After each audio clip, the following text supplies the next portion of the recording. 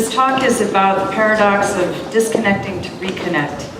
And I'm really happy to be here. I just want to preface that it's actually a great honor to be included with all of these incredible visionary people. And I just got to meet Yaro's mom, by the way. And I want to thank you, Yaro, who is quite a talented human being, and I feel a kindred spirit with. And one of the things was really trying to figure out what's a worthy topic of this place with all the incredible people here. And one of the things that I've been working on has to do with my own journey. I grew up in New York City, a city of steel and concrete. And so this image is a self-portrait I took in art school, photography school, and I think it's indicative of the environment that I grew up in, steel and concrete.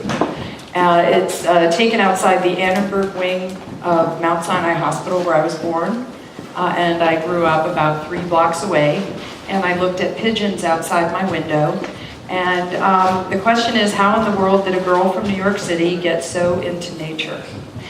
And what happened for me was that I kept finding myself, I lived a few blocks away from Central Park, or actually a block away, and I would go to the park and I would feel a sense of calmness. And this occurred through most of my life, going out pedaling on my little bike, at the age of 6, up until being in college and being in the pandemonium of working 3 jobs, being in the city, hoofing the pavement, looking at the skyscrapers on top of me, moments of just intensity, dealing with the barrage of how do you make it in the big city as a young photographer, trying to knock on the door of Time magazine and Life magazine and all these incredible places. And I was very lucky at an early age, and we talked about mentors, and I got to meet John Isaac from the United Nations, and I got to do photography for Time magazine as one of my first jobs in the Daily News. And so I had some really great opportunities at an early age to hone my skills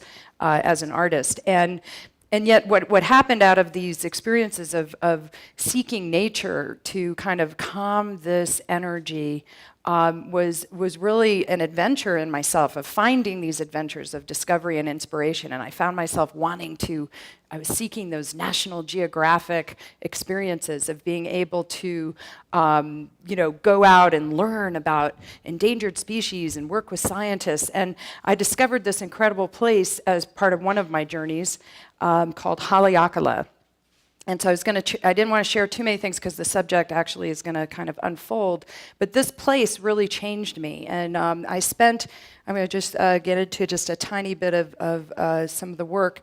But I ended up going there and working with the National Park Service and going year after year. And it evolved over many, many years into a series of photographs and video. And I'll get into more later of how it evolved. But when I spent about 3 months working with the Park Service, and when I went back to New York City, I basically had gone through culture shock. And I had never felt the energy before. I never thought I would ever leave New York. And I found myself moving to Topanga, California, because of this incredible experience, and because I needed to be out of the city and to change my life, which is how I ended up in Los Angeles. And then that brought me into a whole other perspective. And one of the things that happened here is I got to work with scientists, and I got to learn about endangered species. I got to learn about the effect of introduced species, of man on the environment. And I had a changing and an awakening of my own to the need for environmental education. And I just basically took my own leap of faith. And in many times in my life, I've gone through these different iterations of myself. I was an environmental activist, and I kind of go through these things. I make a bunch of money, and then I spend it all trying to do something nice for the world. And then the earthquake hits, and then all of a sudden I'm working for Disney because I have no money. And then I got caught up in the whole internet wave, and I learned all the stuff about interactive technology, and I worked for all the film studios. And then 8 years went by of my life, and I had this business and this production company. I'm like, oh my God, I've been on the computer for 8 years. What happened? And it was amazing. It was an amazing experience, and I learned a lot. And I decided to go back to Haleakala, and I took all the knowledge that I had learned about interactive media, and I took it and started putting it into how can we tell the story of the national parks. How can we tell one story through multiple technologies? Because it seemed like every single thing that I had been learning in life was pointing me towards this solution of being able to tell one story across multiple platforms. And it was a really important experience. I got to do a case study. I went back, year after year, and I got to advise the National Park Service on new media technology, and I got to learn a lot about the limitations of the National Park Service as a partner for me, about my limitations as an individual working with a government agency and the bureaucracies related to it. But this place is so incredible for an interactive experience because of the multiple dimensions of the area, the biology, the living anthropology, geology, and so on. And so this actually is a really kind of a cool thing. Right now, as you can see, it's kind of burning here. All right, so this is a really cool project that I put on here because it demonstrates the relationship of what happens when kids see themselves in nature. And we're taking these interactive experiences and we're putting them in a museum in San Francisco. And the cool thing is actually Grant Davis was the idea person behind this exhibit. And I was brought in to create the media. And this was 8 years ago. And Grant is the person here who spoke yesterday from VJ Culture. And it just happened to be a fluke that we were both speaking and I had intended to show this clip. So this just goes to show how incredible Hatch is to bring people together. So we put this together, and Grant had kind of architected this incredible blue screen, and it just shows the power of youth to kind of really resonate and respond to just seeing themselves, and that creates a connection of deep ecology. It creates a sense of like fun, and then they have, sometimes you just need these tiny little connections to want to kind of push them into the outdoors and to give them that impetus of, wow, I want to go there, I want to be that bird, I want to fly there. And we had a lot of fun. We did a lot of these, and we gave everybody these CDs, and we had a really good time. As you can see, we also kind of had a bit of a party. So that was that. Okay, so integrated programs are really important. I'm going to get into kind of the meat of this. So what this led me to, all of this was really understanding, being a person, a kid growing up in an urban environment where I had a pigeon outside my window. I mean, I had a brick wall and a pigeon. Only two sides of our apartment did we actually have a street. And on one side of the street, we had a big bus that would go by, the 97th Street, crosstown bus, and the windows would rattle, in the living room. And then the back, we'd have the ability to look out onto the school where kids would play. And so the rest of the apartment, you'd look out and literally there was a wall and a pigeon. And so for me, in seeking this nature and then learning, and over time, I realized, my God, this is just such an incredibly important experience for youth. And and I want to be able to give that. And as I got more engaged with other organizations that were offering outdoor experiences to youth, it became more apparent how beneficial these experiences are. Basically, they offer not only essential life experiences, but the opportunity, because they're integrated experiences. We're teaching them how to create their stories within technology and how to write journals and how to make films. So there's the whole mentoring quality. It's sort of like Hatch in the wilderness, where we're doing these creative projects, and then they're scaling mountains, and they're being, put out there for a week to, figure out how to survive. And these create creative thinking skills. They're alternatives to gang involvement. They help grow their self-esteem.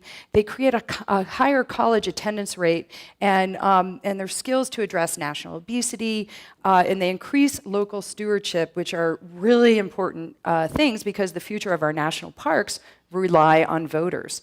So if you don't have future stewards of the national parks and people who really care about the open spaces, you're really not going to have them in the future. So this education is important, and it's our right as human beings. So the facts are, only 50% of youth today go to college from these communities, and we must address generational poverty and close this achievement gap. Part of it has to do with is we're going to be starting to immigrate, knowledge and skill sets from other countries. And in the state of California, the reality is we will have 1 million fewer people, according to the State of California Public Policy Institute, where we are literally going to have immigrants to fulfill those roles and those jobs. And when we're looking at an economy where, you know, we don't have enough jobs to go around, why in the world are we not empowering our young people to fulfill those jobs? So these programs actually increase the college attendance rate, and then they create these stewards, and these kids go into these jobs where they are working within the public sector, they're working within agencies and NGOs, they're working with other youth, and they're actually creating a ripple effect throughout this this field of outdoor education and connection. The other thing that's going on is we're growing up in a wired world. Newsweek had an article that was really intense in July, and it talks about how youth are hyper-connected. Getting them outside is really difficult. A lot of youth are not going to the national parks. National parks are kind of freaking out about it. They don't know what to do. And there's the obesity, and youth is skyrocketing.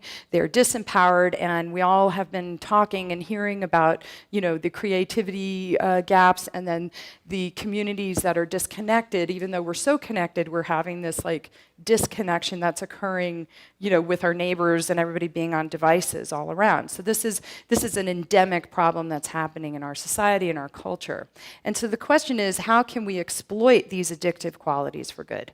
How can we shift this paradigm, and how can we use these evils for our benefit? How can we take the addictiveness of these things and point them towards things that might be beneficial, such as STEM education, towards empowering youth with leadership skills, technical skills, and all of the things that might empower them to be creating inventions, to be thinking about where their water comes from, and then solutions and inventions for the future that are going to be the economic basis of our country and keep us up there with the rest of the superpowers that are going to be rising, like India and Brazil, in the next 50 years. So we're facing this paradox, and the paradox is, how do we connect the youth to the outdoors using the digital media and technology that they are familiar with? How do we engage their voice? How do we give them the voice? How do we make them care? And when we bring these kids out there, it's really, really, really amazing. And I'll get into that in a bit. But right now I want to talk about perspectives and orientations.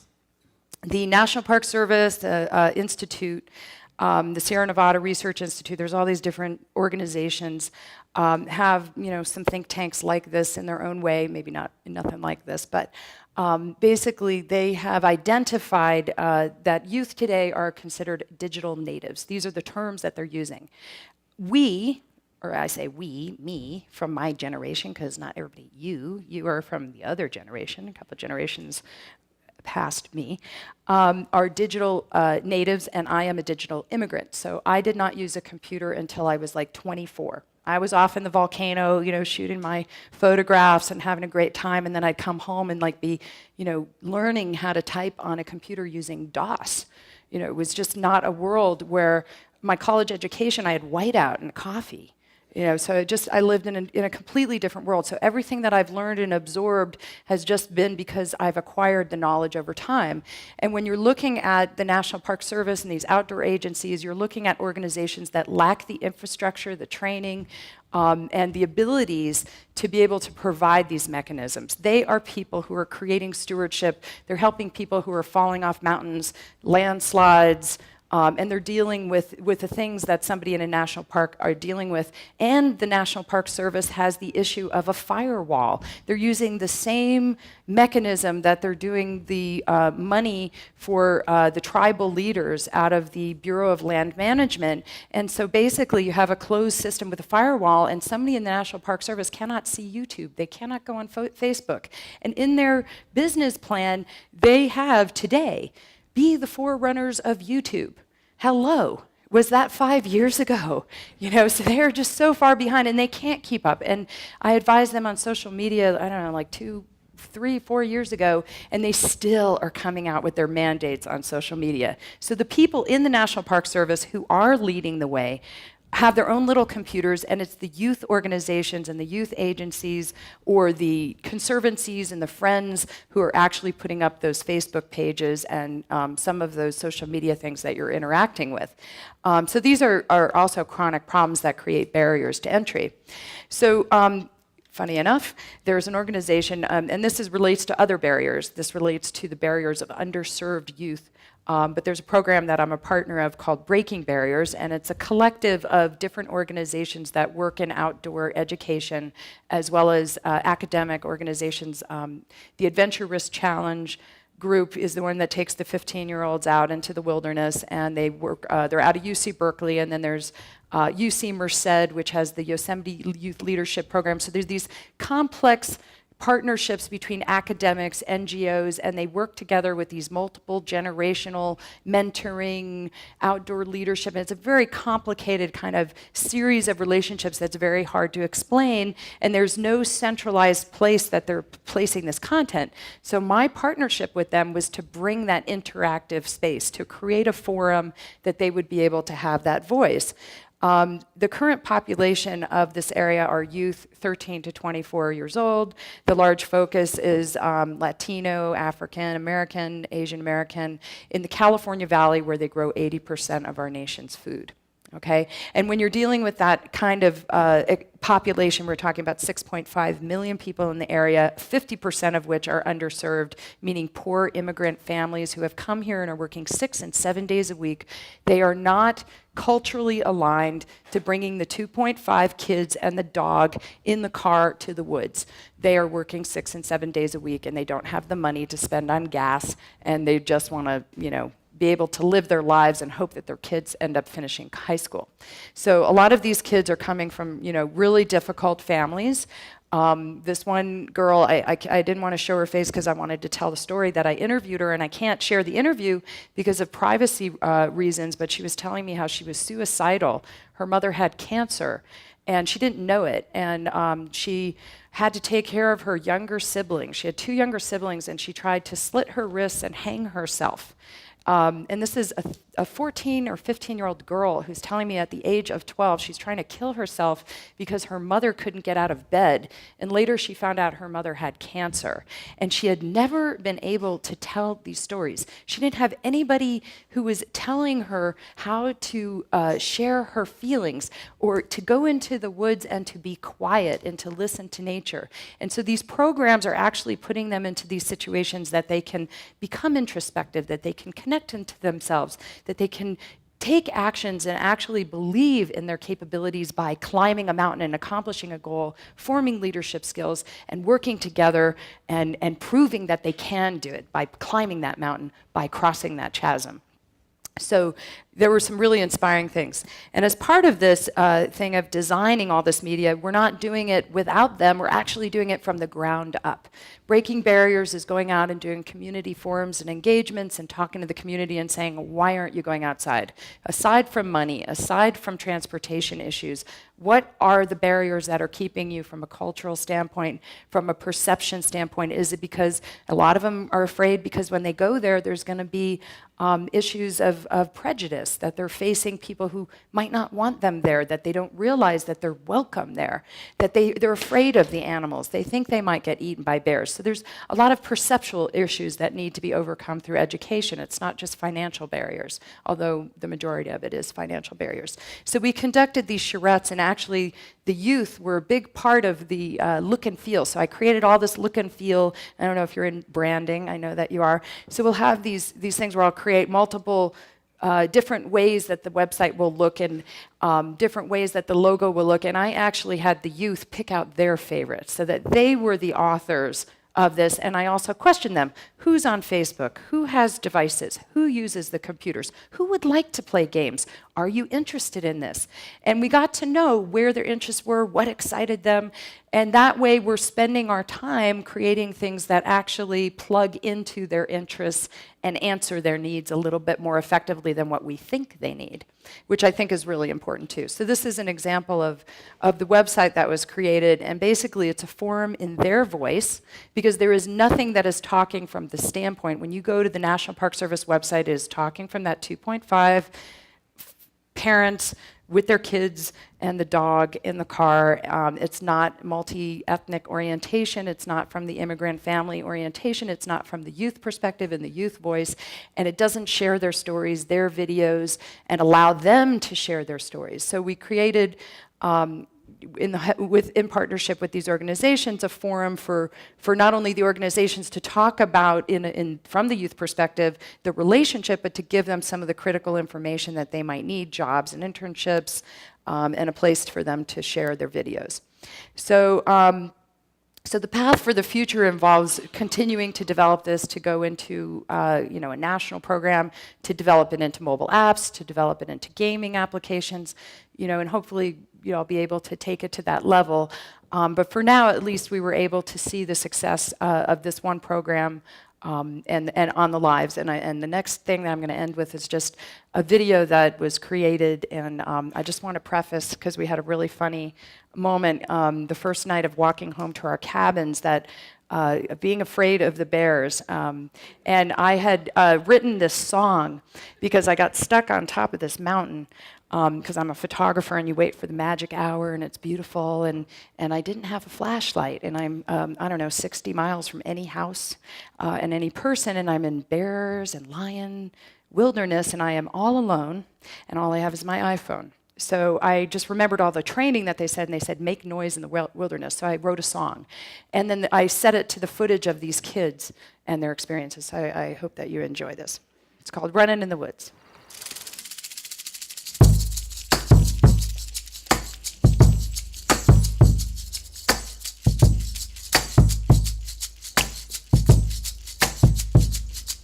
As high as you can go, it was very steep, following a stream running by my feet, yeah, swinging. I keep the beat, skipping stones.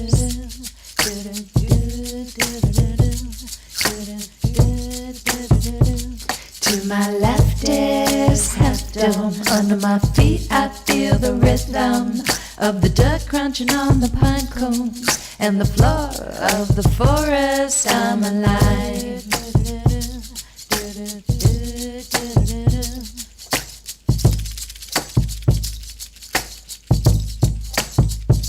Running in the woods, oh yeah.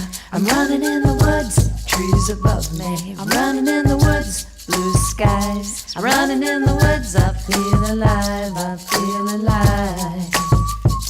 Running in the woods, I'm alive. I'm running in the woods, oh yeah. I'm running in the woods, I'm not frightened, I'm not frightened. Yeah, yeah, yeah, yeah, yeah.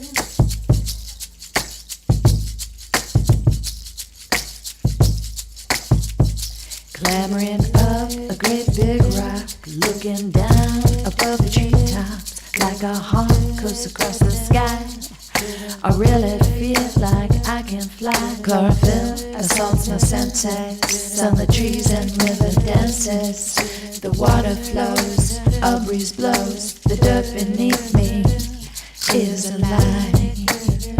You can do it! Running in the woods, oh yeah. I'm running in the woods, trees above.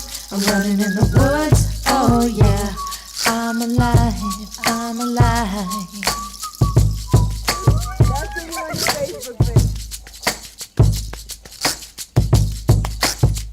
'Cause I'm alive, You can do it! and they're alive. You can do it! And I'm alive, You can do it! and they're alive. You can do it!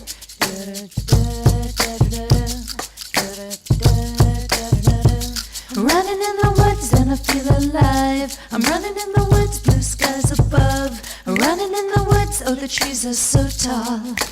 I'm loving every one of them, every one of them.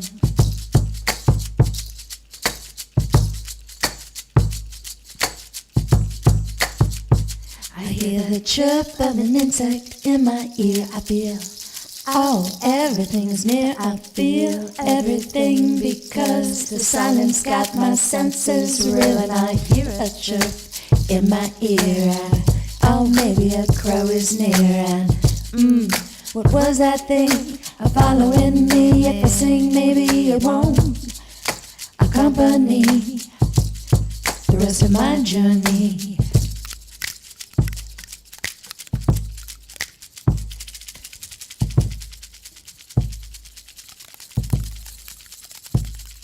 Running in the woods, I'm running in the woods and I feel alive. I'm running in the woods and it's cold outside. Running in the woods, I'm not frightened. Oh yeah. So I got an email from the director of ARC, and she said they've never had such a huge response from any video that they've ever done in this one, which made me really happy. So, and these guys will take it with them for the rest of their lives, these experiences. It was really fun.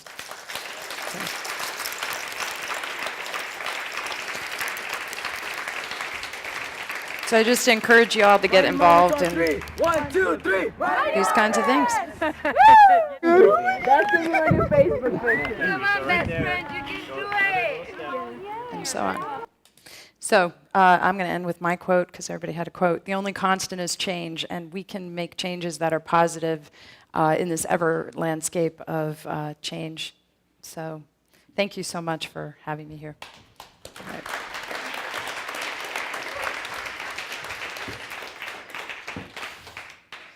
So, yes. I thought you wrote that song for us Wednesday night. No, I thought you were just ripping that. That's Yeah. Hey there. Over here. Yeah, hi. I think what you're doing is awesome. Thank you. And I can definitely relate to it because when I moved to LA to go to grad school, I actually had a friend come and ask me to teach her how to go hiking because she didn't know what she needed to do. She didn't know like if she was going to get eaten by wild animals or whatever, and if she needed what she needed to bring or anything like that. So I think that you're doing just that to people who just don't have the context.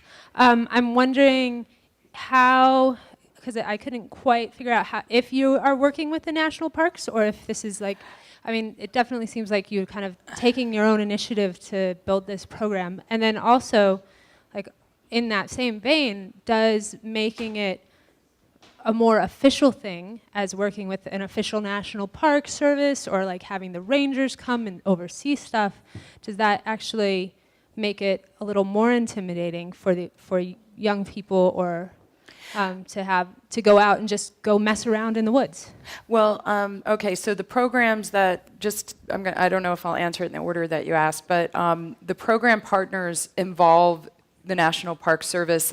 I have learned through pain of death and loss of many years of my life and a lot of my savings that I am not the right person to work with the national parks. I'm too small, I'm a maverick, I move too fast. The national parks are these very large organizations with their hands tied, and I had a partnership with Maui where I was doing this case study and I was working intimately and I was an advisor to the National Park Service and I've developed things on behalf of them. But what I found out the best way for me to work with the national parks is actually I started a nonprofit organization to receive money to then be able to just give them the stuff.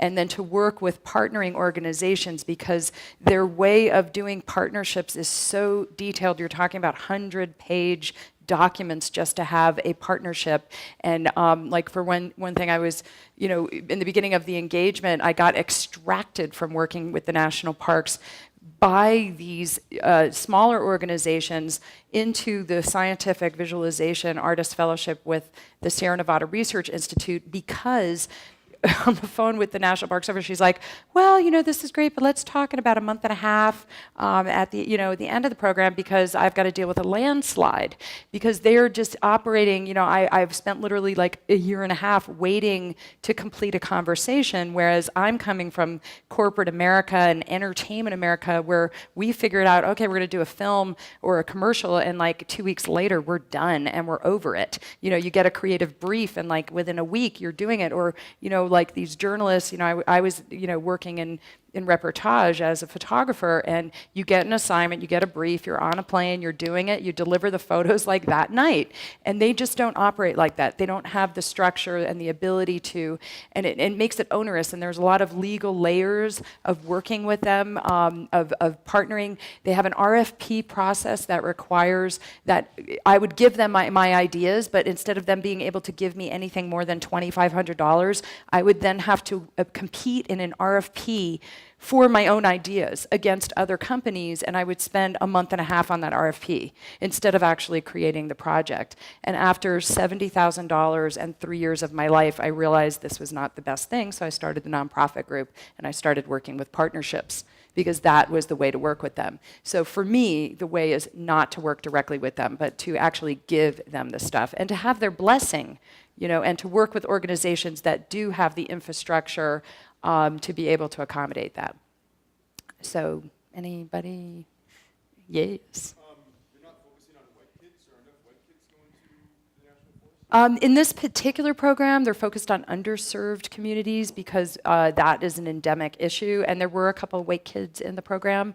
And it's not so much whether or not you're white or black. I think it has to do with an economic issue. And in the case of this particular program, it had to do with ESL as a second language. So the youth that I was being paired up with all had English as a second language, and there were 2 white kids in the 12, or maybe 3, out of the 12 kids that were in this program. So it has nothing to do with trying to restrict it. It's just there's such a huge population of youth that are coming from these immigrant families that don't have the resources and the services and the opportunities that most white kids do. That doesn't mean that we don't have poverty issues within white communities either, or that those barriers of entries don't exist for white kids. It's just there's such a higher level for some of these immigrant families because of the language barriers.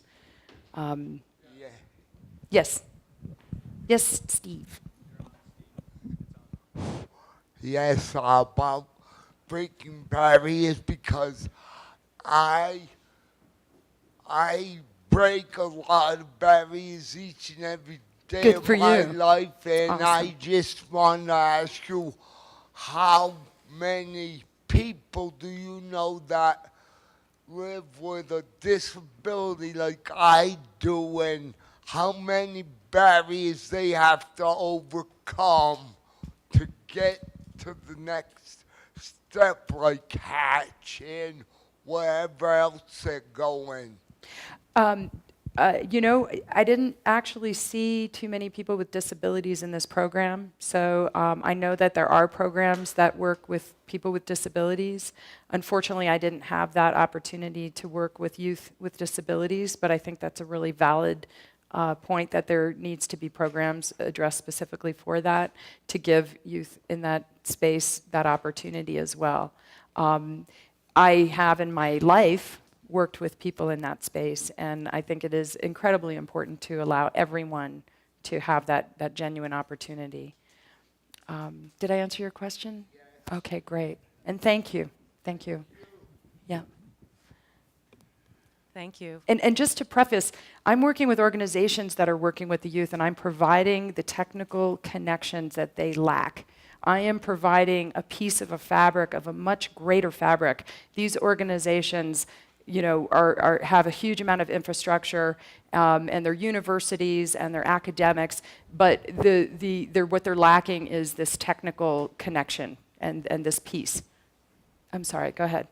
Hi.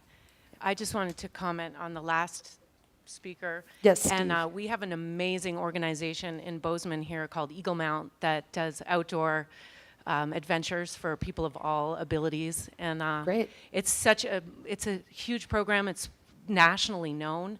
How would you use technology to enhance that experience or to share that with the world? Well, my hope with the program that I'm working on is to be able to link up all of the different outdoor organizations. The first piece would be California. In California, we have hundreds of community organizations, and not all of them are nationally known. A lot of them are very teeny, and they're maybe like 4 or 5 people running it, and they're seasonal, and they don't even have a website.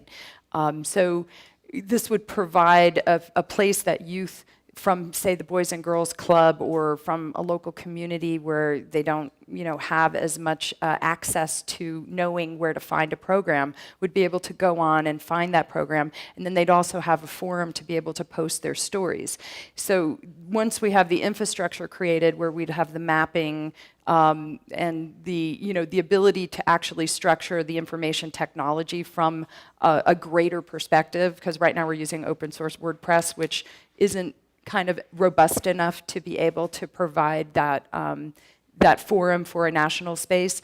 I would like to see each of the national organizations and local community organizations across the nation be in this space to enable youth across the nation, and then the youth organizations to be able to plug them in so that we would work with someone like you to then help your youth tell their stories, facilitate an engagement that you may be creating videos.